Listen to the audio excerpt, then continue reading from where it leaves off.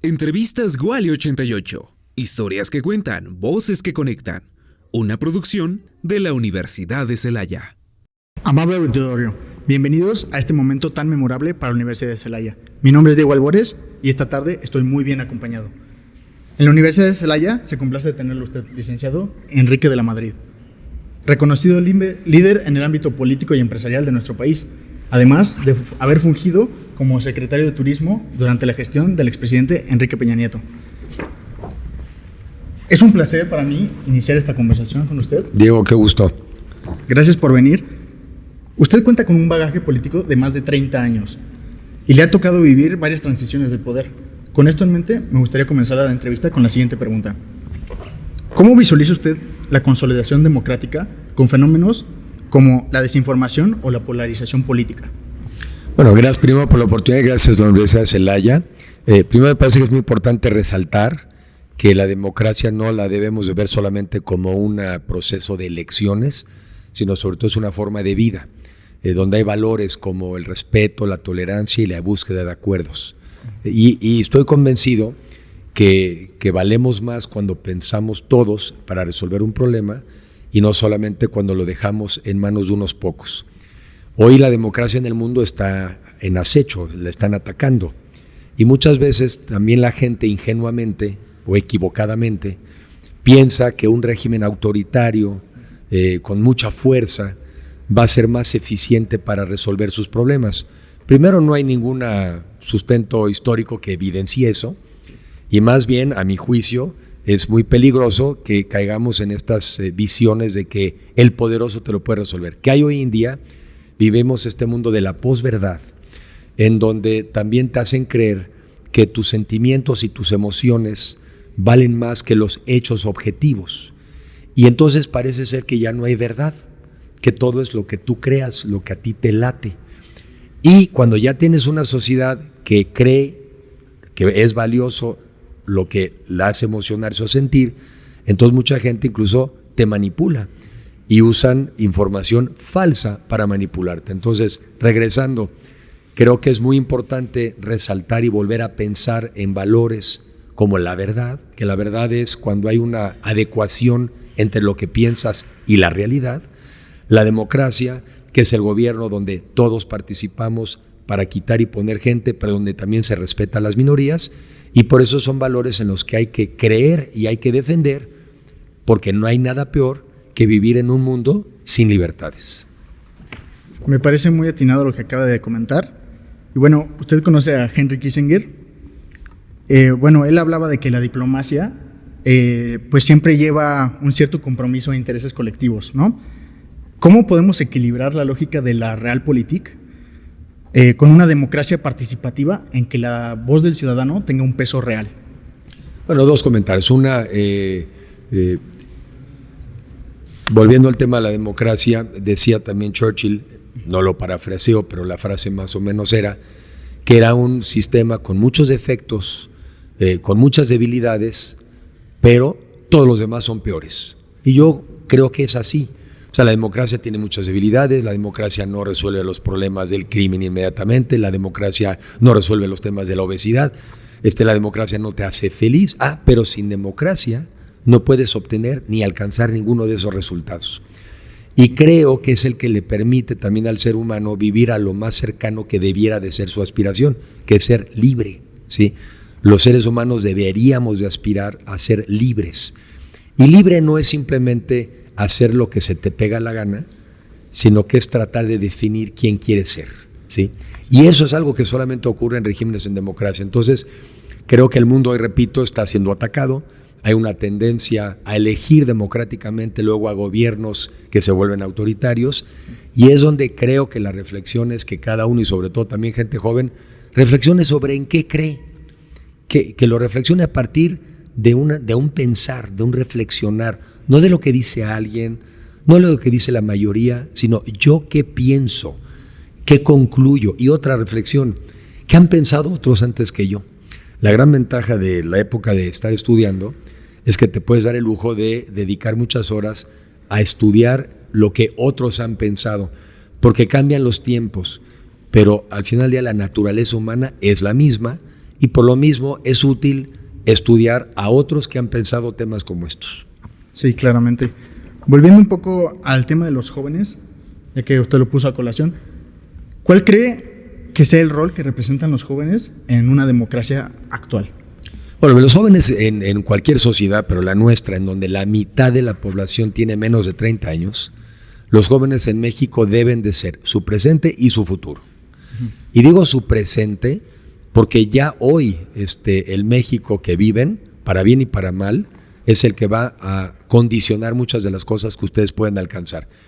Pero la buena noticia es que ustedes pueden cambiar también su entorno, pueden cambiar las condiciones en las que viven, siempre y cuando decidan participar para que eso ocurra.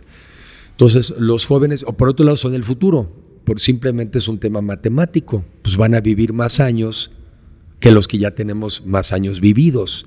Y por lo mismo, es a quienes más les debería de interesar el entorno en el que van a vivir. Una reflexión a la que yo he concluido es que la vida está hecha de tus esfuerzos, de tus talentos, pero también está hecho del entorno, de tus circunstancias. Y si tu entorno es negativo, pues por más que le pongas esfuerzo, por más que seas talentoso, te va a costar mucho trabajo alcanzar lo que quieres alcanzar. Entonces, los jóvenes deben de convertirse, a mi juicio, en los que dicten más el tipo de país que quieren. Una, porque son los más, y otros son los que tienen más años por vivir hacia adelante. Claro. Y ahora, por ejemplo, ¿qué herramientas o plataformas o instituciones puede acceder un joven que quiera participar en este ejercicio de la democracia, pero sin tener que pertenecer a un partido político? Sí, cómo no. Bueno, muchas. La primera podrá ser en la propia universidad, como muchos lo han hecho en las propias escuelas, en la preparatoria, pero hacerlo en la universidad. Involucrarse en la política universitaria, involucrarse, organizarse también para desde la universidad hablar sobre los temas, no solo de la universidad, sino de su comunidad, de Celaya, del estado de Guanajuato, del país. Eso nadie los limita. Segundo, bueno, aprovechar estos espacios, ¿no? Los medios de comunicación, las redes sociales, los periódicos, escribir, hablar. Venía platicando en el coche que una de las cosas que creo que tenemos que aprender es que hay que alzar la voz, hay que hablar, hay que denunciar, pero también hay que proponer. Hay que ejercer esa maravillosa cosa que tenemos los seres humanos, que es la palabra, hablar y decir lo que pensamos y lo que sentimos. Y sí, como dices, no necesariamente tienes que participar en un partido político, aunque ojalá que muchos también el día de mañana también vean que si quieren una mejor política, la única manera de tenerla es que también participen. Porque si no, lo que ocurre es que luego muchas veces la gente buena, la gente correcta, la gente que dice no me quiero meter en esos lugares, pues para no afectarme, pues entonces luego dejan que estén en manos de otros las decisiones que te afectan a ti. Entonces yo no descarto que participen, pero hay muchas otras cosas, acción social, involucrarse en las causas de su comunidad, en donde haya problemas. Alguien me decía en algún programa que tengo, dice, enamorarse de una causa, enamorarse de un problema. Entonces eso, participar. Pero creo que la reflexión principal que yo diría es involúcrense en incidir en el entorno en el que ustedes viven. Porque si ustedes no inciden, de todos modos va a influir sobre ustedes. Ciertamente.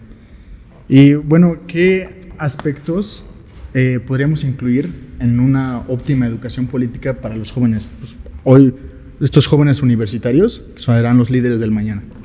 Pues mira, yo creo que una primera muy buena lección es leer los periódicos. O sea, tú estás todos los días entonces enterándote de qué pasa en el mundo, qué pasa en México, qué pasa en tu comunidad.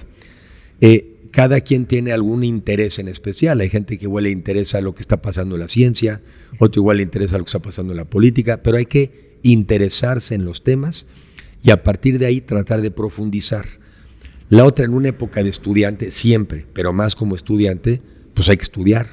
O sea, hay que realmente aprovechar este tiempo para, repito, meterte a ver qué han pensado otros antes que tú, en los diferentes temas, dónde está la ciencia, dónde está la evolución, porque al final del día afortunadamente hay avances tecnológicos que nos benefician.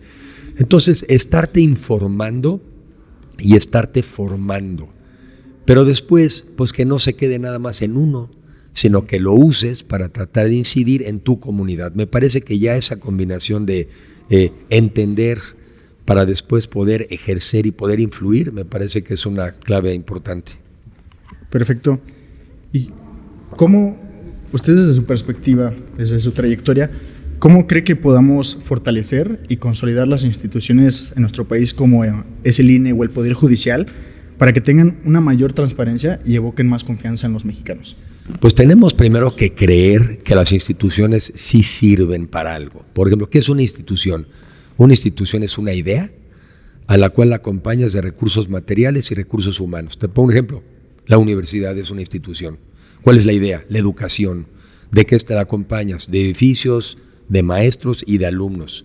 Oye, ¿esta institución tú crees que hace sentido? Pues sí hace sentido, pues entonces hay que defenderla. En México, por ejemplo, hemos dejado, y ahí sí hay que decirlo, o no hemos podido evitar, sobre todo que recientemente el gobierno esté destruyendo instituciones, muchas veces porque la gente no sabe para qué sirven. Hubo una defensa muy fuerte del INE, pero pues no nos alcanzó. Sí. El INE hoy es un peor INE que el que teníamos hace 6 años. Hubo una reforma al Poder Judicial mal hecha, mal planteada. El problema del Poder Judicial no es si eliges o no a los jueces. El problema en México de la seguridad y la justicia es que tenemos pocos e insuficientes policías, pocos ministerios públicos y quizá no de la calidad que quisiéramos, pocos jueces y no de la calidad que quisiéramos.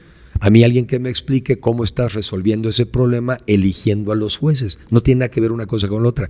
Vamos a acabar teniendo un poder judicial peor que el que teníamos. Entonces, ¿a partir de ahora qué? ¿Nada más nos quejamos? Pues no. Hay que tratar de generar ideas para ver cómo vamos a reconstruir muchas de esas instituciones. Les doy un dato porque los datos sí sirven para algo.